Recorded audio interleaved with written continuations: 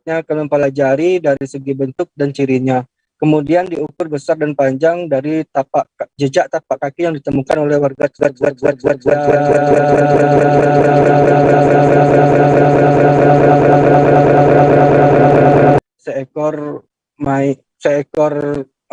seekor sapi yang ditemukan warga mati di lokasi Kecamatan Bajubang. Tak jauh memang dari lokasi yang ditemukan warga pada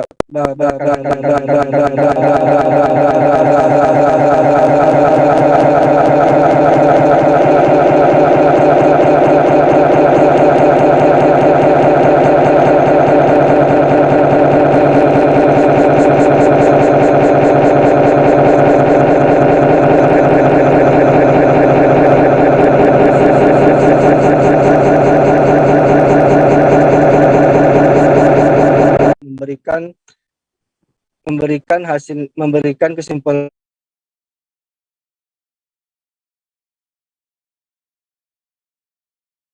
laporan terkait temuan jejak satwa itu dan melakukan pemasangan kamera trap di beberapa titik di lokasi yang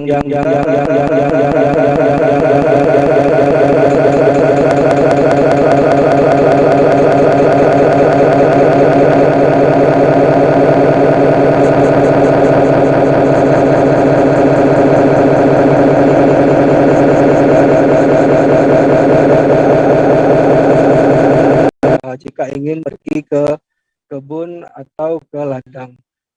Begitu informasi dari Kabupaten Tengah Provinsi Jambi, rekan Dea. Baik, terima kasih rekan Musafira untuk laporan Anda. Selamat kembali bertugas. Kita beralih ke informasi berikutnya, Tribuners. Pegawai Dinas Perhubungan Kota Makassar meninggal dunia setelah diduga ditembak oleh orang tak dikenal.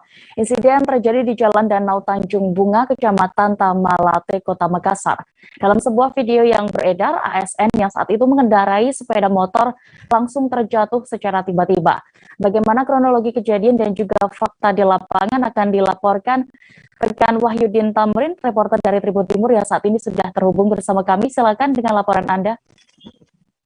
Baik, rekan Dea dan Tribuners dimanapun berada, dapat kami laporkan bahwa telah terjadi kecelakaan kemarin siang di Jalan Danau Tanjung Bunga.